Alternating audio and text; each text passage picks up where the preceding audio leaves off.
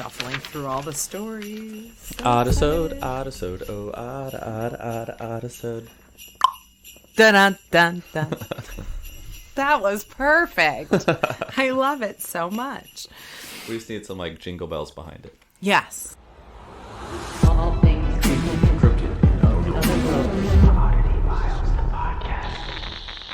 Cryptid. Well, guys, here you go. Here's your Christmas present from us. An Oddisode. It's been a hot minute, and we're kind of excited about doing this. We've had so many stories, and we appreciate you guys. Do you want me to close those blinds? Because you're like in the sun. Did it? No, actually, I'm enjoying it because I haven't seen the sun much. Anywho, back to matters at hand. Loads of stories. Tons. Great stories from you guys that are listening right now, and we appreciate it. Now, let's say this is your first Oddisode you're listening to, but do you have a story? Do you want to send it in to us? So you can do so at oddityfilescrew@gmail.com, because we love telling you guys the stories, and you guys always blow our mind. Some of the stories you guys send in are absolutely incredible. I mean, I'm not saying that there are some that we don't like, because we like all of them. Oh, yeah. But there are some that we get that we're just like, oh my gosh. And you guys are such good storytellers. You really are. Like when we first started doing this, people would be like, well, I saw a ghost. I'm like, well, I can't really read that on the air. But Right. you guys, the detail and the twists and the turns, and wow, we love it so much. But that's what an Oddisode is. We read your stories. We have comments sometimes. Sometimes we're just blown away and have nothing to say. Would you like to go first, Clayton? Sure, I can. Okay. So the first story is from Julie. Here is Hey, a Julie. creepy story that you all might enjoy. I work as a clerk for a very small village in Michigan. Only about 800 people, no stoplights, that kind of small. We've been to those kind of towns We've and definitely been. investigated. I've worked there for almost 21 years and have had quite a few weird things happen in our old village hall. It's not an everyday kind of thing, but once or twice a year I have stuff happen that I just cannot explain. When you come into the building, you can turn right and walk into my office, or you can go straight, and that will take you into the main meeting room. One day in late September of 2015, a woman walked into the building with a small child next to her. It was a little girl with long brown hair wearing a red jacket. As they walked in the front door, I heard the little girl talking to the woman. The woman turns right and walks into my office, while the little girl kept going straight and walked out of my sight into the meeting room. The woman sits down in the chair in the desk in front of me and proceeds to pay her tax bill. We chat for a minute or two about the weather and whatnot. Just everyday chit-chat, nothing in particular that I can remember. But as we were chatting, I was thinking to myself, gosh, that little girl's being awfully quiet. I wonder what she's doing. She's probably getting into trouble. The woman stands up and says, have a great day, heads out the front door. Of course, my first thought was, what the hell, did she just leave her kid here? Oh my God. I get up from the desk, walk into the other room, completely empty. What? Ghost child. Ghost child. Hey, she was in a red coat and not a white gown. In a white gown. That's impressive. I know. So, is this the only ghost she's seen there? Can we come in? Was it Michigan? It was in Michigan.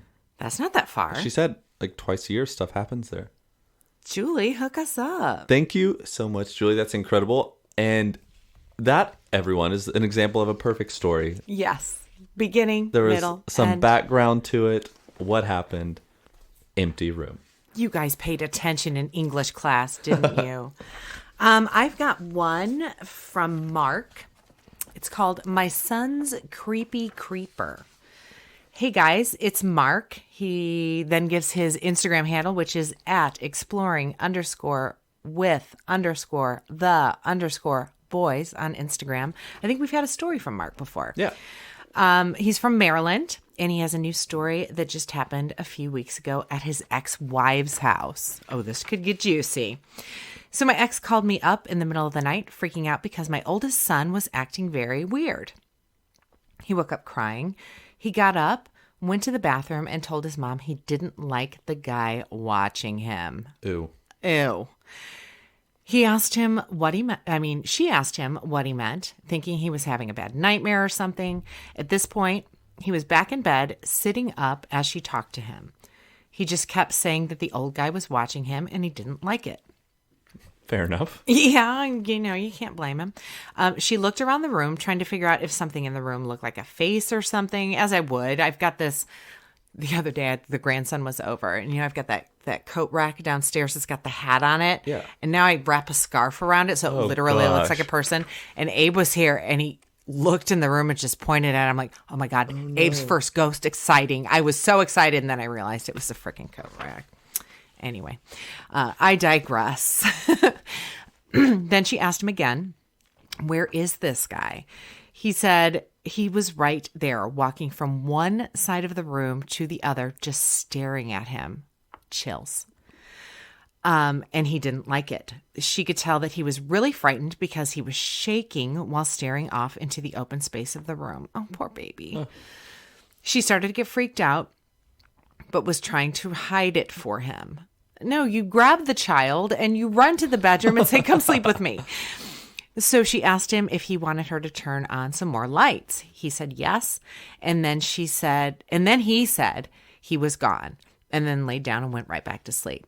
When I used to live there, I used to hear footsteps and breathing all the time, but could never see anything. I've taken many pictures and set up my phone to record sounds, but I've never gotten anything, sadly. The really sad part is that before we moved into this house, I had sold all my ghost hunting gear, so I can't investigate it very well anymore.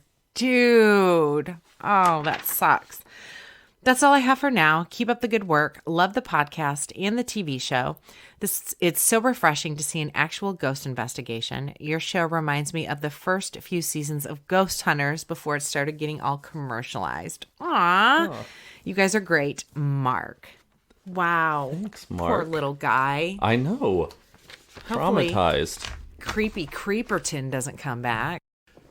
So I have a story from our friend Ursula. Love who's her. a reg. Oh, can we just say, because this all happened while you were gone, how she went to the Travel Channel's Facebook page and started like this mission of trying to get us on the... Yes, girl. You are so awesome. And now Twitter. I mean, we've got people tweeting at Netflix, trying to get us on Netflix. So, yeah, keep that up, guys. We appreciate the shit out of it. Sorry. You're good. Hi, Kitsy. Hi, Clayton. Love your work. I'm surprised to find myself writing to you with a new story. I say this because both occurrences happened to me just last night. Oh. I work second shift, 4 p.m. to midnight, and I typically listen to your Friday podcast on my way to work, or on my way home. My commute is about 45 minutes, so it's perfect. Also, I work and live in a mostly rural area that makes my commute both soothing and sometimes creepy. The streetlights are few and far between. As I left work late Friday night, I did my usual and set up Stitcher to play your latest podcast. While driving and listening, an oncoming truck flashed its lights at me. I thought it was flashing its lights because he thought I had my high beams on, but they were not. Then a few seconds later, I made it over a small hill. I saw a dog sitting in the road to my right. I swerved safely around him, but this gave me major goosebumps. Before I passed the dog completely, I was able to make out that it was a very stocky Rottweiler. Not only that, but he was casually sitting directly on the solid white line that defines the lane with his back to the road. Puppy. He appeared to be transfixed on something in the very dark field. I was a little freaked out, but considered turning around to check on him. I thought I best not stop in the middle of the night by myself to check on a large animal that's not familiar with me. Good call. I couldn't concentrate on listening to your podcast anymore after that, so I decided to save it for the next day. Then, a few minutes later, once I was closer to home, I came close to the dimly lit intersection where I needed to turn right. The intersection is one of those that has a streetlight hanging directly above the pavement. As I slowly approached to make my right turn, I noticed some subtle brake lights and dimly lit headlights of an old car to my left. This car was stopped as though it saw me, and I could see the silhouette of a head and shoulders of a driver. I could also make out that all the windows were down. Mind you, this was just yesterday and the temperature was around 40 degrees. Oh. We were the only two cars out at that time. It was about 12:45 a.m. As I slowed and made a right turn, I could see this car out of the corner of my eye. I turned my head to the left safely to see where the car was going because it appeared to be following closely, almost hitting me. Oh. I looked straight ahead for safety and then looked in my rearview mirror. Then looked again over my shoulder as I could see as if the brake lights were heading in the other direction. I saw nothing. The car seemingly vanished. I remember that this was an old car, a classic, but not restored. I also remember that this car was under a streetlight and getting close to my vehicle. It looked like there was a mist or a soft glow surrounding it, but that was it. The car was gone. Nowhere to be seen. Where the fuck did this car go? Did I witness a phantom vehicle? I did get home safely, and today when I looked at the evidence for the dog on my way back to work, I saw nothing. Hopefully he made it home safely too. I hope so. Now every night when I'm driving back from work, I'm going to be looking for the dog and the mysterious car. Thanks for all you do. Oh, thanks, Ursula. That's so crazy. awesome. That's spooky. So spooky. Yeah. What could that have been? I don't know. So nice. Ghost car. Ghost car. Well, it's classic, so maybe it's the ghost of a classic car. I don't know. Just making shit up as I go, because that's what I do. Boy, this episode's filled with multiple story writers. Because I've got one from Random Xander, who has submitted stories as well. So his story goes a little something like this. Hello, Kitsy, Clayton, and DJ Jimmy. Wah, wah. That was in parentheses. I cannot tell you how interesting and sort of shocking it is to hear my stories on your podcast. I kept smiling for the entire day. Thank you so much. It means the world to me. You are so welcome. Thank you for sending them in. You requested more stories, so I'm going to send you something otherworldly. My hometown of Lincoln, Nebraska is known for the Huskies. I knew that. I've lived in Omaha, Nebraska when I was but a wee little lass. That sounded so stupid. My workplace and mysterious disappearances. So it's known for the Huskers, my workplace, and mysterious disappearances. Mm-hmm. The most famous disappearance which is featured in The Guide to the Ghosts of Lincoln, is the disappearance of Charles E. Danica in the 1900s. He hadn't come down for breakfast, and when his maid finally went to check on him, she found the room empty. Charles was gone, leaving behind his glasses, which he could not see without, his wallet, keys, his clothes, and his shoes, and was never seen or heard from again. I'm going to have to look into this story.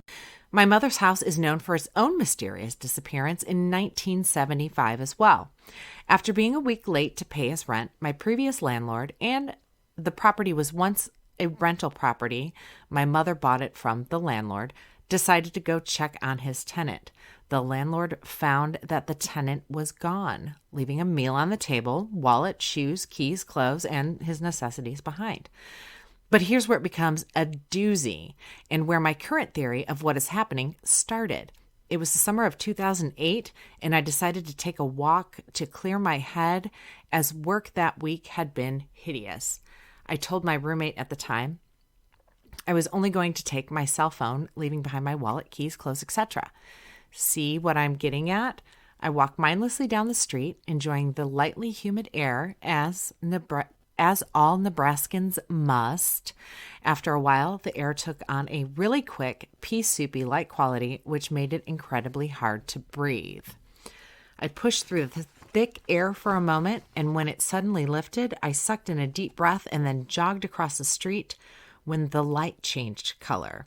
It was then that I noticed something strange in front of me. Two people were walking and chatting casually. I was reminded of a night walk I had taken with my brother a couple of years earlier. I took in the bag of food in the one guy's hand, the haircuts, the clothes, and my heart skipped a beat. It was my brother and I. I dashed across the street, trying my best not to be noticed. I watched a pair jump the fence of a nearby playground to sit and eat. My brother and I remembered seeing someone watching us for a short time across the street. I thought the face had looked familiar. I was looking at myself. I rounded the corner, running up the opposite side of the street, and as I did, I came across the thick curtain of air again. Wait, he said he was looking at himself? Shit. I just kept running. Eventually, the curtain lifted again, and when I appeared on the street, I ran into a guy who started dropping his umbrella from fright. I had appeared out of nowhere. I took a moment to catch my breath, letting the rain pelt me as I shivered. My phone was buzzing in my pocket. I sought shelter under an awning to answer my phone. It was my roommate. He was panicked. He told me that he had been trying to call me for the last 2 hours. I checked the digital clock on the corner of the building. I had left at 10 p.m. It was now 3 in the morning. I calmed my friend to the best of my abilities, then hung up, immediately calling my brother. He told me he agreed. He thought he had seen me from across the street that night. I'm a firm theorist when it comes to time travel and multi-world, multi-universe theory. What if people who vanished without a trace simply couldn't find their way back? What if they found something better and decided to stay? Holy shit, this is like all levels of conspiracy. I believe that sometimes vortexes of energy can ripple backward or forward. What if things like this are the cause of not only disappearances, but ghosts and monster sightings as well? Ooh. Who knows, really? Who knows, really? Yeah. Again, thanks so much for reading my previous stories. I really do have many more like this, as my life is a strange one. Very strange. I can't really explain why. I guess I'm just weird. But weird is the new cool, right? Oh, I see what he did there. Random Xander. That story's fucking nuts. Crazy. Have you ever experienced anything like that? No, God, me neither. Do I want to? I don't think so. I don't think so either. Holy shit. I don't even know what to say to that. That's a good one to end on, though. I know, it is good. Yeah. Everybody's going to be going, what the fuck could that have been? But guys, thanks again. Merry Christmas. Happy holidays. Happy New Year. All the stuff and all the things. We fucking love you and adore you. Have a story? Send it to oddityfilescrew@gmail.com. Like us on all the socials. We're at Oddity Files. Don't forget to rate, review, and subscribe. Please. Because it makes us happy and our hearts sing. We're looking forward to new events in 2020. Absolutely. We'll give you guys updates on that early in the year. But other than that, y'all keep doing what you do and ghost on. Bye now. Oddity Files is an independent production. Intro music created by DJ Jimmy. Wah, wah. The opinions expressed on this show are ours and ours alone. Our logo was created by me. If you like the show and would like to support us, you can watch Oddity Files on Amazon Prime. You can buy merch at oddityfiles.com. You can follow us on Twitter and Instagram at Oddity Files or on Facebook at facebook.com/oddityfiles. You can even join our weird little Facebook group called Oddity Files Fan Group. It's a closed group, so you'll need approval. But we do approve everyone. Most importantly, you can help us spread the word. Tell a friend. Tell an enemy. Tell your boyfriend. Tell your ex-boyfriend. Tell your grandma. Tell everybody. Share and retweet. Just help us get the word out. We appreciate each and every one of you and couldn't do this without you. If you have a story you want to know more about, or a personal story you'd like to hear us read during an episode, email us at oddityfilescrew@gmail.com. If you have a corrections corner, go ahead and give us a call. It's 317-300-6699. If you have a venue you'd like us to do a live podcast at, reach out at oddityfilescrew@gmail.com. Also, take a couple minutes. Rate, review, and subscribe to this podcast on all the major podcast apps. It also helps us get out there and in front of the public eyes. And remember, kids, weird is the new cool.